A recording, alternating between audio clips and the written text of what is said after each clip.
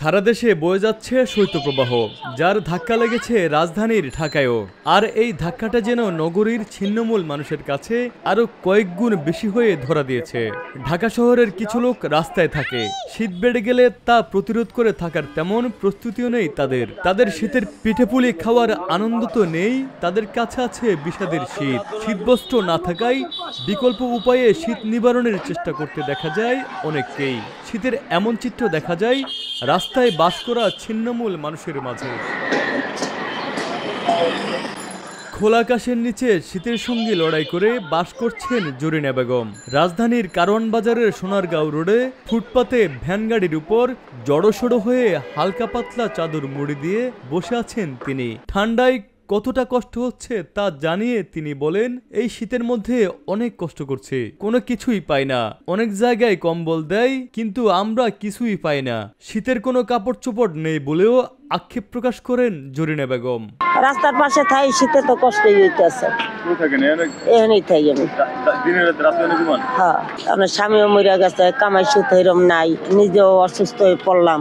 আজ 4 বছর ধরে, তাহলে কেমন আমি শীতের রাস্তা চলে দেখি, কেমনে দেখি, তা তো আমার কষ্টই হইব, আমার তার সুখ হইব না। কিছুই পাই না এবার এককালে একটা টাকার জিনিসও হারাম পাই নাই। রাস্তার অপর পাশের ফুটপাতে হাড় হিম করা ঠান্ডায় ব্যস্ত কয়েকজন ইট ভাঙার শ্রমিকেরা। কংক্রিটের এই নগরীতে ফুটপাতের পাশের বস্তিতেই তাদের বসতি। কনকনে শীত উপেক্ষা করেই খেটে যাচ্ছেন তারা। পরিবার নিয়ে খেয়ে পড়ে বেঁচে থাকার লড়াইয়ে প্রতিনিয়ত লড়ে যাচ্ছে খেটে খাওয়া এই মানুষগুলো। তাদের কয়েকজনের সাথে কথা বললে তারা বলে, শীত লাগলে কি আর করবো, পেট তো বাঁচাতেই হইব। পেটে তো আর শীত মানবো না, এই কারণে কর্ম কইরা খাই। ঘরে থাকলে তো আর বাজার সাথে পামো কই, কাম কইরা খাইলে তো 2 টাকা আইবো, চলতে পারবো। কষ্ট করতেছি, ফুলা নাই, মাইয়া নাই, জামাই নাই, আমার বাদ দিব কে? আমার আছে বুড়া মা, বুড়া মারে পালবো কে আর আমার পালবো কে? এই কারণে ইট বাগ দিয়ে টেহা রোজগার করি। ঘর ভাড়া দিতে হইব 2500, কারেন্ট পানির বাল দিতে হইব 500। এই 3000 টাকা কে দিব? আবার পেটে পাচাইব কে? আমার মায়েরা পালবো কে? এর লাগে শীতে কাম করা লাগে।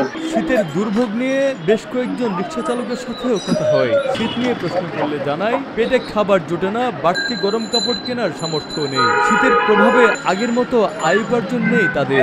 এভাবেই দিন চলে যাচ্ছে আগুন আর ছেঁড়া কম্বলের বদৌলতে। যত শীতই থাক আর বৃষ্টি থাক, আমরা তো দিনমজুরি, ফ্যামিলিগত মানুষ। মনে করেন আমরা একটা দিন বয়া থাকলে আমাকে ঘর ভাড়া জমে জায়গা, তারপর খাওয়ান তো মনে করেন দিনমজুরি মানেই কি, আমরা রোজ কাজ করে বাসায় যাই, তারপরে বাজার সদাই করি, তারপরে খাওয়া দাওয়া করি।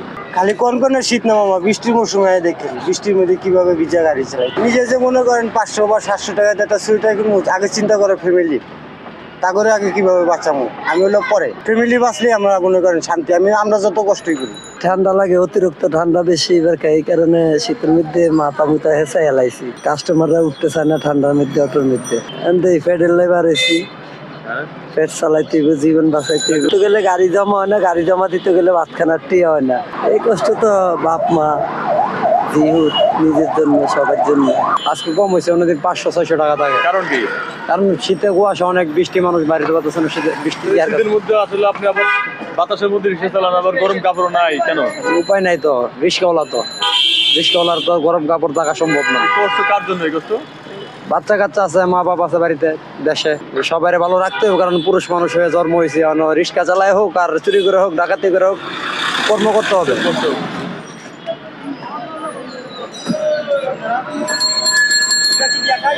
জীবনের দুটো তীর, এক তীরে কেউ সার্থকতায় হাসে, আবার অন্য তীরে কেউ হতাশায় পর্যদস্ততা।